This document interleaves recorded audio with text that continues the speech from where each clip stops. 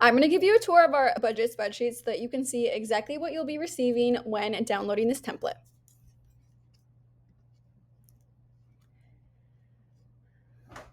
Okay, first thing at the bottom, you're going to see that we have multiple different tabs. We have a financial overview tab, a financial calendar tab, an expense schedule tab, a debt tracker tab, a goal planner tab, and then in this one, for example, and then this is the example. So in this example, we only have January, but in the one that you purchase, it will of course have all of the other months of the year. Starting with this financial overview, this is exactly what it sounds like. It's the overview of your complete finances for the year. At the top here, if you're a visual person, we have some graphs. At the top here, if you're a visual person like me, we have some graphs that give you a really good idea of your income, expenses, savings, and then your spending by category. And then scrolling down, we have a place where you can budget and then add in your actuals after the month is done for your income. So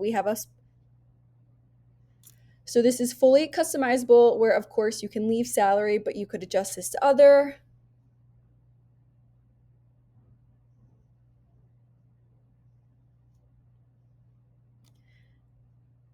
So this salary is of course completely adjustable to whatever you need it to be, but we have it broken down into categories that makes the most amount of sense.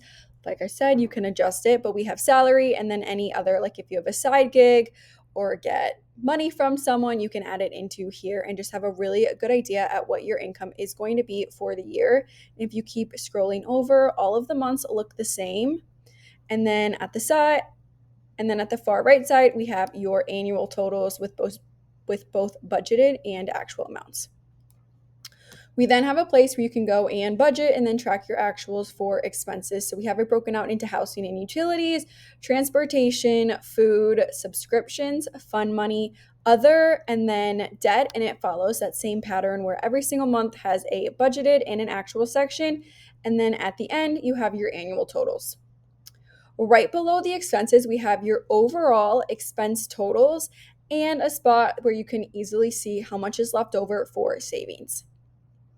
Scrolling down further, we have your savings section. It really follows the same exact idea and organization of the expense section, but of course, this one is for savings. We have it broken out into savings and investments, and then your goals, and you can track that with budgeted and then at the bottom, we have your overall savings total. And if you scroll over, we have the annual totals and then the annual totals for the overall savings totals.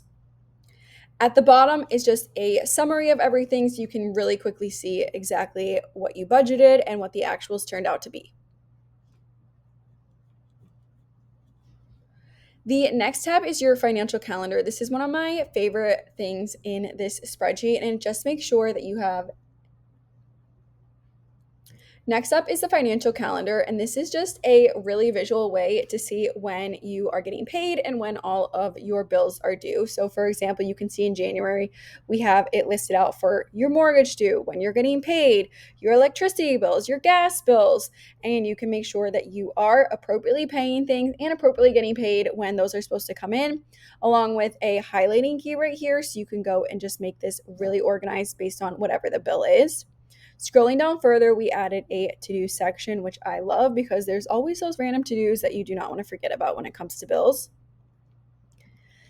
The next tab is your bills expense schedule. So this is where you can go and write down all of your annual, your monthly, your bi-weekly, and then your weekly bills. We then have the debt tracker. At the top here is a really high level look at your debt broken out, your starting balance, your APR/interest, your minimum monthly payment, the official end date, and then your goal payoff date. And right here, again, is just another high level look at what you've paid off and how much is remaining for that specific debt.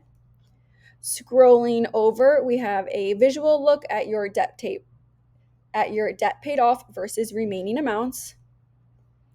And then we get more nitty gritty for each of those specific debts. So for example, this is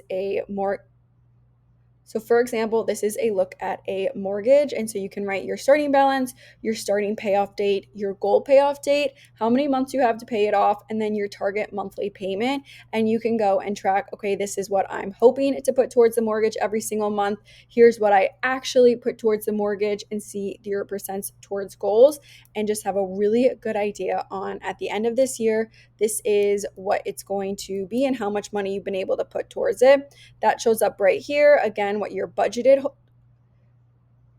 again, what you were hoping to put towards it every single month, and then what you actually did along with your percent towards goal. And that repeats itself for all of those sections.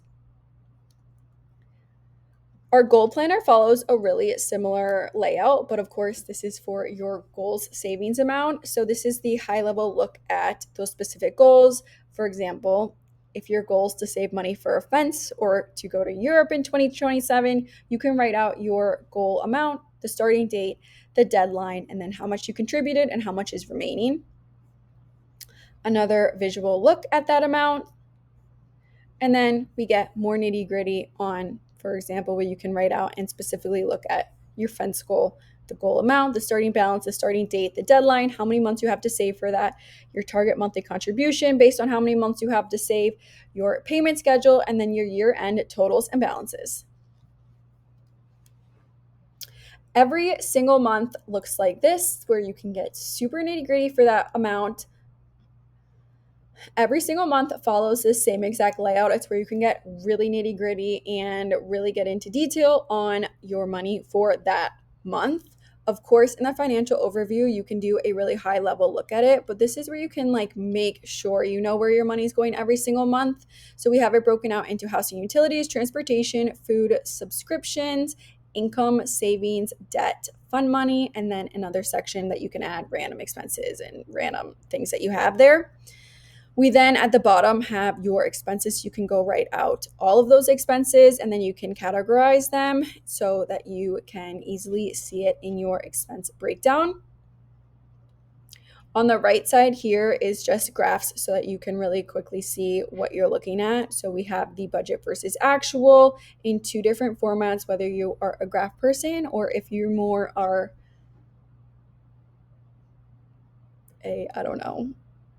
written out version of it, along with that expenses breakdown, which I just talked to you about. And then at the bottom, we have another to-dos list, because you can never have too many to-dos lists. So that is a look at our budget spreadsheet. I obviously personally use this. I'm a huge budgeter, and I have just found in the past I've downloaded a ton of different templates as I have gotten older, and they are always so confusing for no reason at all. And so as I've created this and adapted this and even shown the team and asked them for their opinions on this, we really just wanted it to, one, make sense, and two, cut out a lot of the fluff that the other templates have that make it so confusing. So it is so good. It helps you know exactly where your money is, what you have to pay off, how much you have for savings. It's really so amazing and will get you so organized from a financial perspective.